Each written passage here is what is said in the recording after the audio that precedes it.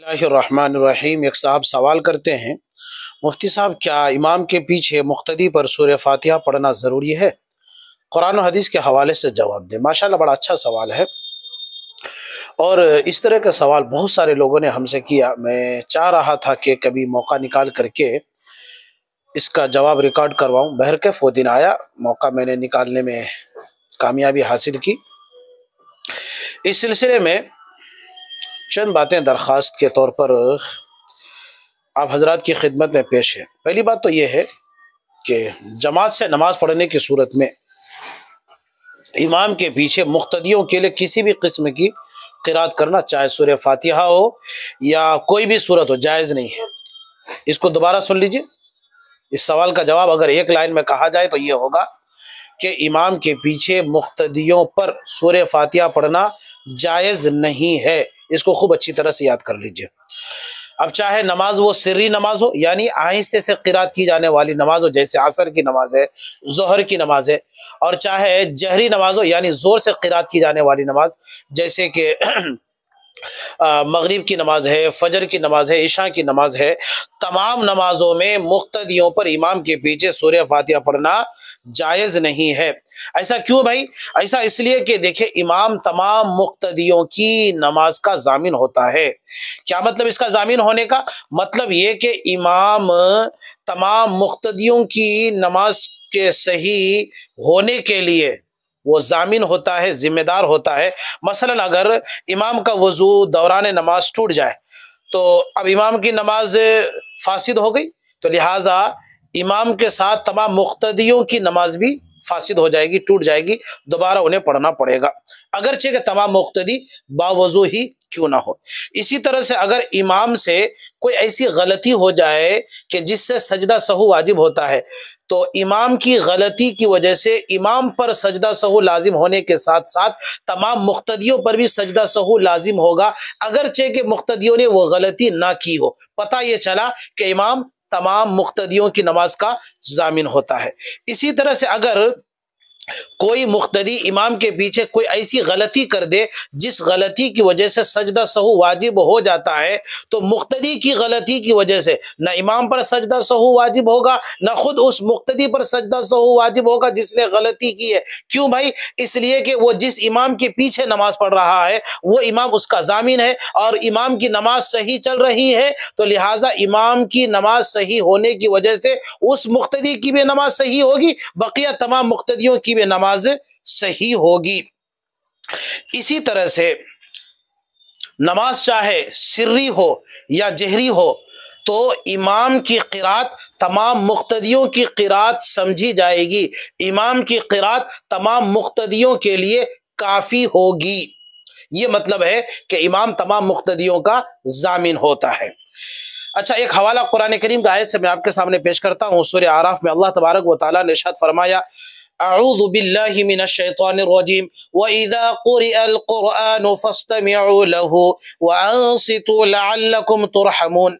यहाँ अल्लाह तबारक व तआला इरशाद फरमाते हैं कि जब कुरान करीम पढ़ा जाए, फस्तमिऊ लहु, उसे गौर से सुनो, व अंसितू, और चुपचाप रहो, लअल्लकुम तुरहमून, ताकि तुम पर रहम किया जाए। इस आयत करीमा से मालूम होता है कि जब इमाम क़िरात कर रहे हो, चाहे वो क़िरात हमें सुनाई दे तब भी, सुनाई ना दे तब भी, अल्लाह का हुक्म यह है कि जब सुनाई दे फस्तमिऊ लहु, गौर से सुनो, और जब इमाम सिर्री नमाजों में हो, आहिस्ते क़िरात करता हो, तो अल्लाह ने फरमाया वांसितू, चुपचाप रहो, लअल्लकुम तुरहमून, ताकि तुम पर रहम किया जाए। तो इस आयत से पता यह चला कि जब इमाम क़िरात कर रहा है तो फिर मुक्तदी सूरह फातिहा नहीं पढ़ेगा। क्यों? कुरान करीम इमाम पढ़ रहा है, अगरचे के बाज़ नमाजों में इमाम की क़िरात हमें सुनाई देती है और बाज़ नमाजों में हम नहीं सुन पाते हैं, वो सिर्री क़िरात कर रहे होते, लेकिन क़िरात कर रहे हैं ना, अल्लाह का हुक्म, चुप हो जाओ, लिहाजा सूरह फातिहा मुक्तदी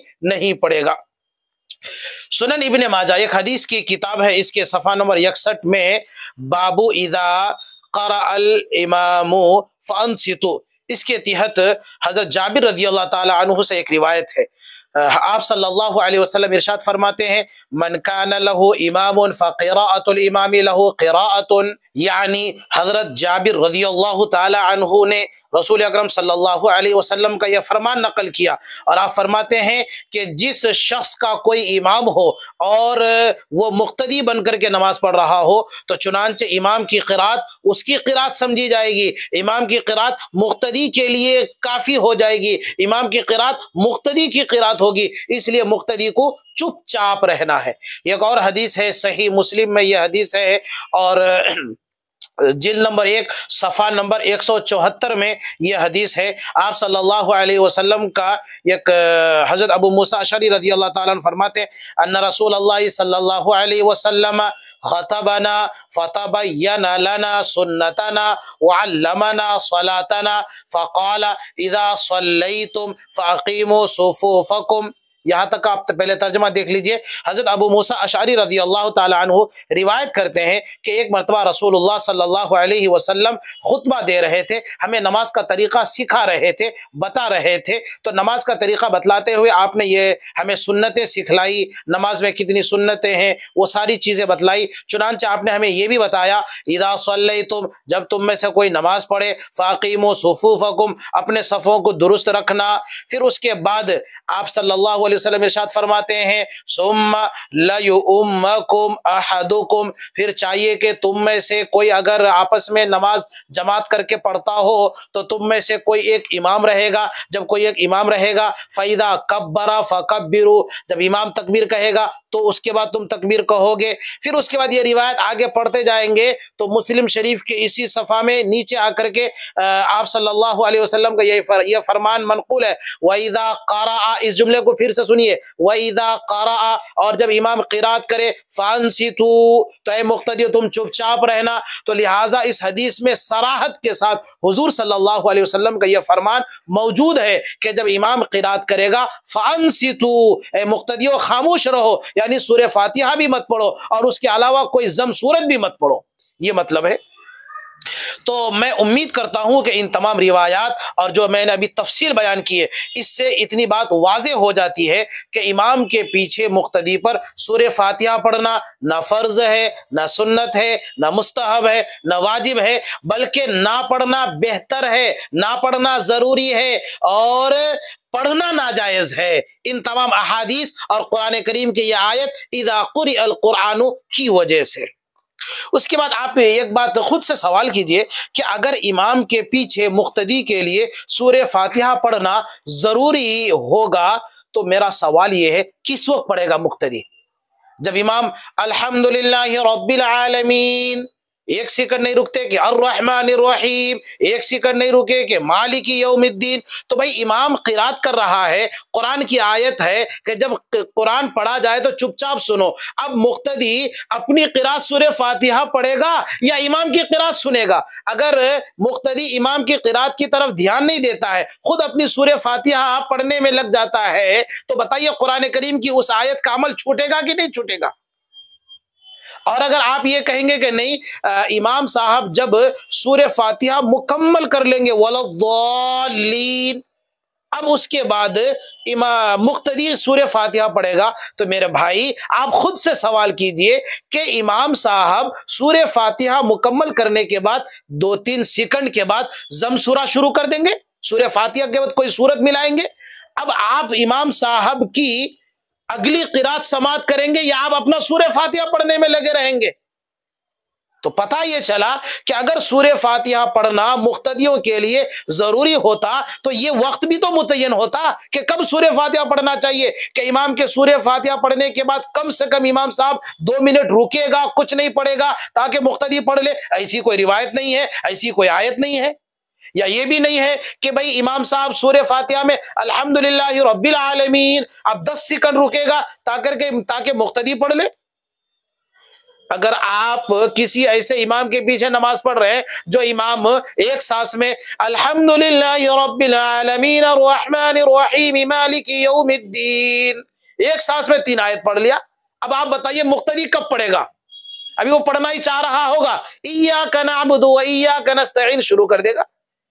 तो इन तमाम बातों से आपको भी अंदाजा हो रहा होगा कि मुक्तदी पर सूरह फातिहा पढ़ना जायज नहीं है, नहीं पढ़ना चाहिए उसे। इसलिए कि इमाम उसका जामिन है, इमाम उसकी तरफ से सूरह फातिहा पढ़ रहा है। आगे एक और बात मैं आपको बतलाता चलूं कि एक किताब मैं पढ़ाता हूं, हदीस की किताब है सुननुन नसई। इस किताब में एक हदीस है और हदीस का नंबर है 918, इंटरनेट में भी यही नंबर है, आप देख लीजिएगा। उसमें एक रिवायत है, मैं पढ़ता हूं।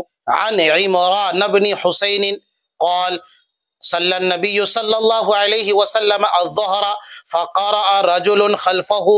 यहाँ तक मैं तर्जमा कर देता हूँ। हज़रत इमरान बिन हुसैन कहते हैं कि हुज़ूर सल्लल्लाहु अलैहि वसल्लम ज़ोहर की नमाज पढ़ा रहे थे तो आपके पीछे कोई एक शख्स सब्बिहिस्म रब्बिकल आला, नबी के पीछे कोई एक शख्स क़िरात करने लग गया। फलम्मा सल्ला, जब हुज़ूर सल्लल्लाहु अलैहि वसल्लम नमाज पढ़ करके फारिग हो गए, काला, तो आप सल्लल्लाहु अलैहि वसल्लम ने फरमाया मन क़रा सब्बिहिस्म रब्बिकल आला, कि भाई मैं जब नमाज पढ़ा रहा था मेरे पीछे तुम लोग मुक्तदी बनकर के नमाज पढ़ रहे थे, तो कौन मेरे पीछे क़िरात कर रहा था, सब्बिहिस्म रब्बिकल आला पढ़ रहा था। काला रजुलन, एक शख्स कहने लगा अना, ए अल्लाह के नबी मैं पढ़ रहा था। तो हुजूर सल्लल्लाहु अलैहि वसल्लम ने फरमाया कद अलिमतु अन्ना बअदकुम कद खालजनीहा। आप सल्लल्लाहु अलैहि वसल्लम ने फरमाया कि हाँ, मुझे पता चला कि जब मैं नमाज पढ़ा रहा था तुम्हारा इमाम बन करके और तुम मेरे पीछे मुक्तदी बन करके नमाज पढ़ रहे थे, तो तुम में से जो भी, यानी तुम जो रावी रिवायत बयान कर रहे कि तुम में से जो भी ये क़िरात कर रहा था, तो गोया के कद खालजनी, कि वो मेरे साथ झगड़ रहा है। खालजा का तर्जमा खालजा युखालिजु बाबे मुफ़अला से आता है। आप देख लीजिए अरबी डिक्शनरी में इसका तर्जमा क्या, खालजा के माने उलझना, उलझाना, झगड़ा करना। तो गोया कि हमारे नबी ये फरमा रहे हैं कि मैं तुम्हारा इमाम बन करके तुम्हारी तरफ से क़िरात कर रहा हूं, तो तुम मेरे पीछे मुक्तदी बन करके अपनी क़िरात कर रहे हो, गोया कि तुम अपने इमाम से क़िरात करने में झगड़ रहे हो। इसलिए आप सल्लल्लाहु अलैहि वसल्लम ने इरशाद फरमाया, अभी मैंने मुस्लिम की रिवायत आपके सामने पढ़ी, वइदा क़रा फ़अनसितू, कि जब इमाम क़िरात करे चुपचाप उसकी क़िरात सुनो। इन तमाम रिवायात से साबित होता है कि इमाम के पीछे मुक्तदी चुपचाप क़िरात इमाम की सुनेगा, सूरह फातिहा नहीं पढ़ेगा, उसके अलावा कोई और सूरत इमाम के पीछे नहीं पढ़ेगा। आखिर में जाते हुए एक बात ये भी मैं बतला दूं कि बाज लोग एक हदीस पेश करते हैं, वो कहते हैं कि जो सूरह फातिहा नहीं पढ़ेगा उसकी नमाज नहीं होगी। ये हदीस बिल्कुल है, हदीस की तमाम बड़ी बड़ी किताबों में है, इसमें कोई शक नहीं। लेकिन इस हदीस पाक का मतलब क्या है भैया? इस हदीस पाक में यह है जो सूरह फातिहा नहीं पढ़ेगा उसकी नमाज नहीं होगी।